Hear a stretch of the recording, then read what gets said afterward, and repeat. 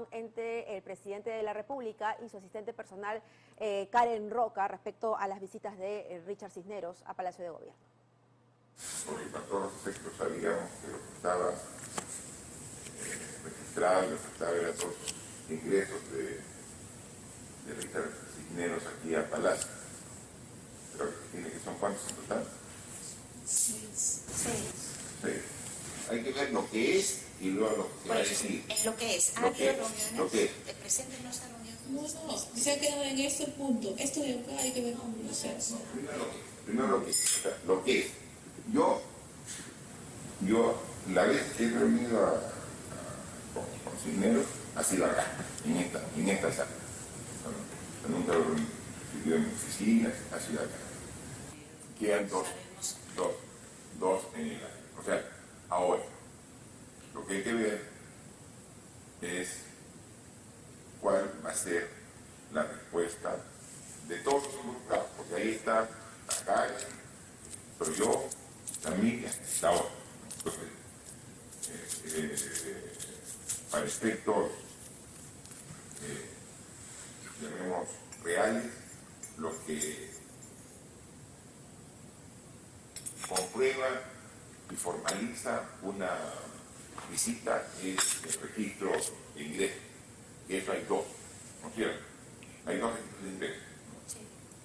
Claro, ahorita lo que sí tengo que tener el argumento de respuesta rápida es, porque seguro me van a preguntar, ya saben de estos correos, pero me va a preguntar la visita que yo asumí, y es la de octubre. Y eso va a entrar a la 12 de octubre.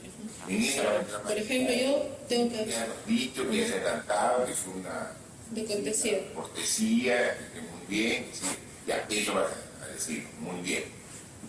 Pero ha venido otra vez, pero eso no te va a entrar mañana. O sea, eso no va a entrar al Congreso.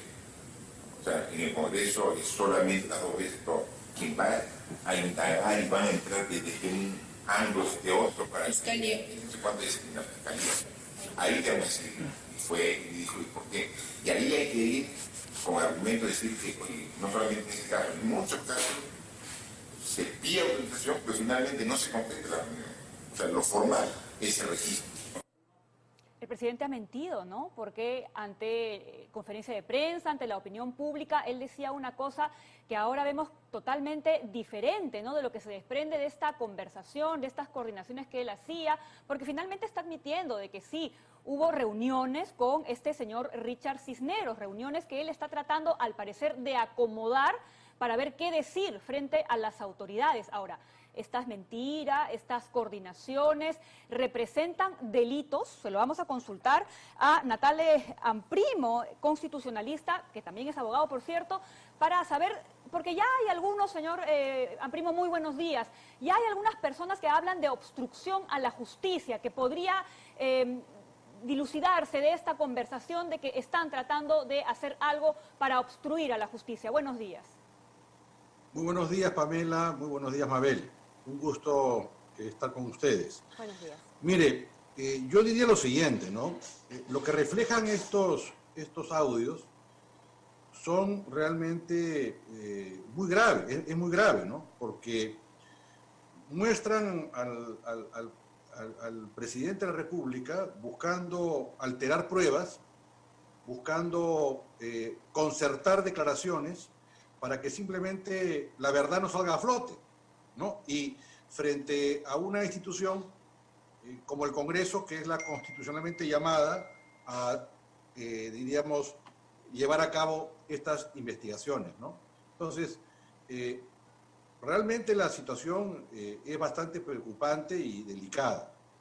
Y desde mi óptica, no es la primera vez que vemos que el presidente, pues, Vizcarra dice una cosa hacia afuera y en el círculo interno dice otra. Si no recordemos nada más el video que salió de su conversación en Arequipa con los dirigentes mineros, que decía una cosa, diríamos, a escondidas, entre comillas, y decía otra cosa frente a las cámaras, ¿no? Entonces, esa conducta es inaceptable en una democracia, porque los poderes se guardan respeto. Y entonces ver al primer mandatario concertando una declaración para faltar a la verdad o excluir ciertos ingresos para que se altere la verdad, no es aceptable en una democracia. Eso no es aceptable en una democracia. Y además, fíjese lo siguiente. En este momento, el Perú lo que requiere es un gobierno, un mandatario que nos garantice un proceso electoral transparente. Yo me pregunto, una persona con este modus operandi, con este poco respeto a la institucionalidad y a la Constitución, ¿nos puede garantizar unas elecciones limpias y transparentes? ¿Y usted cree que Yo, el la señor... verdad, ¿y usted tengo cree, mis dudas, ¿no? Doctor Amprimo, ¿y usted cree que el presidente del Congreso, Merino de Lama, es el indicado entonces? Mire, en primer lugar, ¿qué es lo que señala la Constitución? En segundo lugar, yo quiero decirle que yo cuando fui parlamentario, los 5 años, trabajé con Manuel Merino. Y Manuel Merino, de lo que yo lo conozco, es una persona, primero, respetuosa de la Constitución y es una persona honorable. Yo no le conozco ninguna irregularidad, ni nunca lo he visto metido en nada turbio, Manuel Merino. Vamos entonces al área constitucional. Usted ha argumentado de que una vacancia puede tener lugar ante estas circunstancias. Sí, porque la vacancia por incapacidad moral es una suerte de salida, de posibilidad de escape que la Constitución contempla frente a una situación que es inaceptable en una democracia. Ajá. Vamos a salirnos del caso que estamos analizando. Pongamos un caso distinto. Imaginémonos que el presidente de la República es encontrado, filmado, consumiendo cocaína. O imaginémonos que es filmado teniendo relaciones sexuales con un menor de edad. Estamos ahí, en este último caso, por ejemplo, ante un delito, el delito de violación. De acuerdo. Es un delito que no está contemplado entre los que están en el artículo 117. Pero ¿acaso la nación podría soportar tener como presidente a alguien que tiene ese comportamiento? Evidentemente no. Totalmente de acuerdo, pero vamos a mantener la verdadera dimensión de los hechos. No, pero es que es importante poner un ejemplo exagerado para que se advierta por qué existe esa institución. Ya, pero entonces... Esa institución existe para cubrir los vacíos que se pueden dar por situaciones que no están tipificadas, pero que no pueden resistir el mínimo... Pero es bien ambiguo, ¿no, señor Amprimo? Bueno, es que justamente las circunstancias que pueden ocurrir en la política no son un código de conducta de derecho penal. Señor Amprimo, Si pero usted... bajo estas reglas de juego uno podría vacar a un presidente por quítame esta paja, porque resulta ser tan subjetivo en cierto momento es subjetivo. que lo puede vacar por cualquier cosa. Mire, Mabel, es subjetivo. Y es adrede subjetivo. Porque lo que permite es cubrir cualquier situación que la nación en el cual hay una afrenta a la moral de la nación. Por eso es que la Constitución, por eso es que el Tribunal Constitucional, justamente reconociendo que era subjetivo, obligó al Congreso a establecer en su reglamento una norma que dispusiera que la forma de evitar los abusos que usted menciona era poner la necesidad de que hubieran 2/3 de los votos. Ese es el candado para evitar el abuso y para que una mayoría eventual no pudiera cometer un abuso. Y entonces, en el año 2004, el Tribunal Constitucional, cuando lo presidía el doctor Javier Álvarez Orlandini, emitió una sentencia del tribunal disponiendo que el Congreso tendría que introducir en su reglamento un artículo que ordenase que la vacancia por incapacidad moral fuera por 2/3.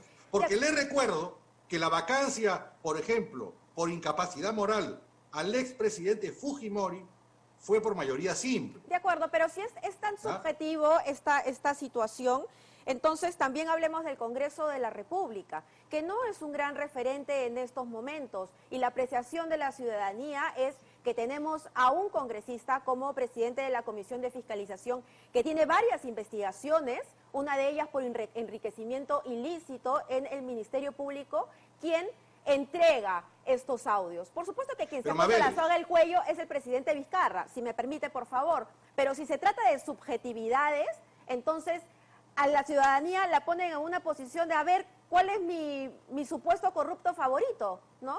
Estamos en esa situación, en términos prácticos. No estamos en esa situación, disculpe usted, no estamos. Y no estamos porque en democracia se respetan y se defienden no a las personas, sino a las instituciones. Me recuerda su análisis, lo que se decía en el año 2000, cuando salieron los Vladivideos que demostraron el pago de los $15.000 al señor Curi. Se decía, ¿cómo por $15.000 va a caer un gobierno? Se decía, bueno, pero el señor Olivera tiene este comportamiento, pero la señora Susana Iguchi piensa así, pero el señor Iberico es así. Acá lo que es importante es que hay que juzgar y evaluar es la conducta de quien tiene el poder. Y esa conducta es inaceptable. Pues acá no se juzga al cartero, se juzga a la carta. Ahora, señor Amprimo.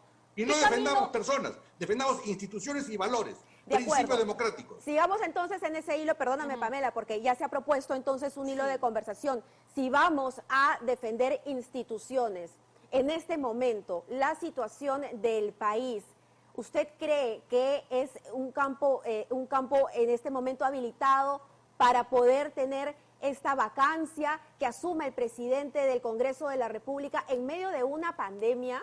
Yo no estoy defendiendo ninguna posición en este momento. Estoy siguiendo el hilo de la conversación porque creo que hay una situación aquí que va más allá de las instituciones, que es la misma pandemia que está matando a peruanos hoy.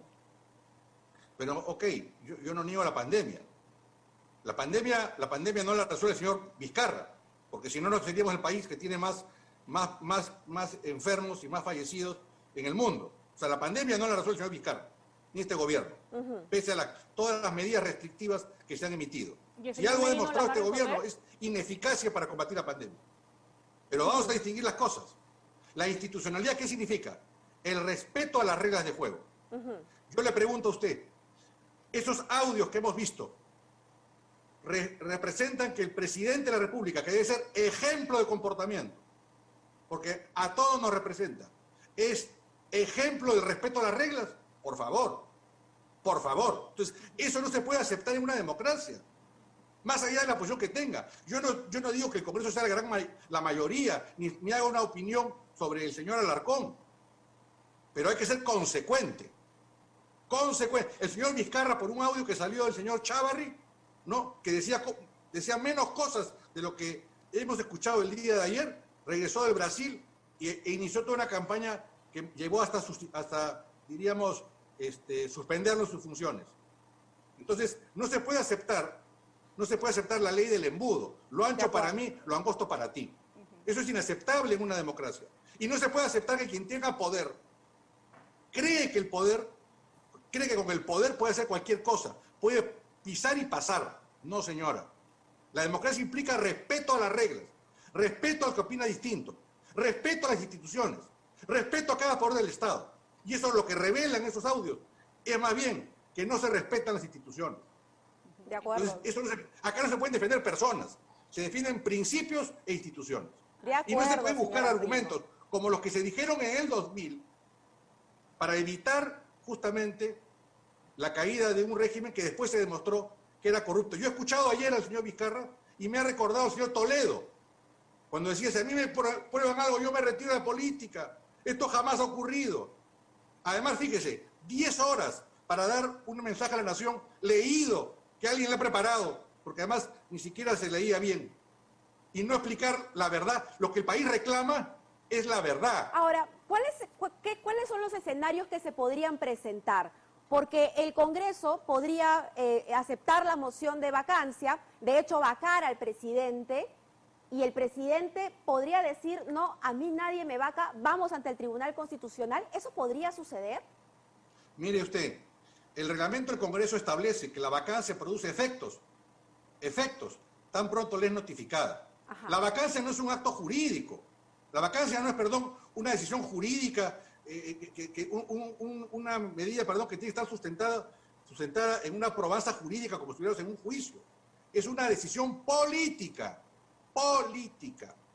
Y tan pronto se notifica, se cumple. Eso lo dispone el reglamento del Congreso, que es ley de la República. Le pregunto si es un posible escenario que se pueda presentar. Se lo pregunto. Bueno, generaría más zozobra.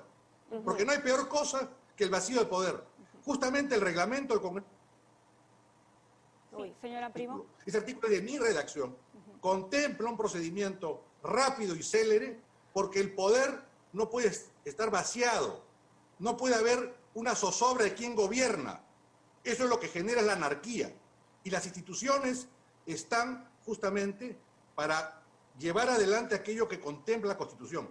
A mí me extraña, por ejemplo, que muchas personas que han defendido, por ejemplo, la designación del señor Ceballos en la OEA, como embajador en la OEA, ¿no? Diciendo que, bueno, que es el ejercicio de una potestad presidencial, hoy día cuestionan al Congreso, cuando el Congreso también está diciendo que es un ejercicio de una potestad presidencial, que no está sujeta a una probanza, ni a un procedimiento judicial previo, ni a una declaración. Es más, el presidente ayer nos ha dicho que él reconoce esas grabaciones.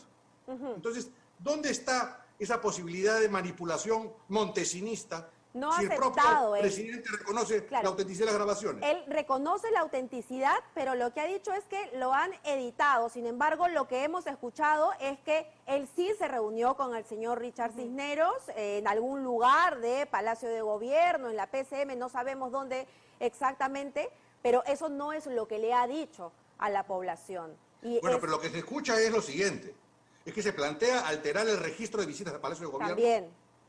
Eso es inaceptable, pues, ¿no? Y eso lo tiene que investigar el Ministerio Público. Y se plantea cómo se debe declarar para que él no figure, porque todos están involucrados. Ahora, señora Eso Primo, es una democracia, no se puede, eso es una cosa espantosa de escuchar de quien tiene el más alto nivel de la nación. ahora Yo le pensando vuelvo en a la democracia, preguntar, señora ¿usted Primo, cree si que me una persona que tiene permite... ese comportamiento puede ser garantía para los peruanos de un proceso transparente? Sí. No, pues. Señora Primo, No. hay que seguir Seamos mirando hacia serios, adelante, ¿no? Por hacia lo favor. que puede pasar. Digamos que efectivamente se vaca al presidente Vizcarra, el señor Merino asume como presidente de la República y la ley manda que tiene que disponer de las elecciones de manera inmediata, pero estas ya están convocadas. Por ¿Él eso, tendría pues, que ya no- volver a un problema convocar o se continúa con el proceso ya convocado? No, yo diría que ya están convocadas y se emitiría seguramente alguna resolución de convalidación de la convocatoria, ¿no? Mire, esto ya ocurrió en el Perú anteriormente. En el año 2000, a pocos meses de iniciado el gobierno del señor Fujimori, el tercer gobierno, no estábamos hablando de un gobierno que estaba por salir, no, de un gobierno que recién iniciaba. Salió el Vladivideo de los $15.000 que Montesinos le entregaba al señor Curi, ¿no? Mucha gente minimizó el tema, dijo que, bueno, que eran solo $15.000, que era para comprar un camión repartidor de pescado. ¿No nos acordamos? ¿Por qué no revisamos los videos y vemos cómo habían periodistas que sostenían esas tesis? Volvamos a los videos y ahora veamos dónde están esos periodistas que defendieron esa insensatez. En el desprecio, en el olvido. Porque no se puede permitir ni se puede aceptar ese tipo de conductas desde el poder.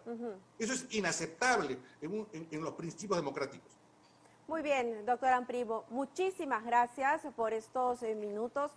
Es usted muy apasionado cuando transmite sus ideas. Y está bien, ¿Sabe qué pasa, Mabel? Sí. ¿Sabe qué pasa, Mabel? Yo tengo 30 años de abogado y diríamos 37 en el derecho. Y siempre me he preocupado por estudiar la historia del Perú y el derecho constitucional.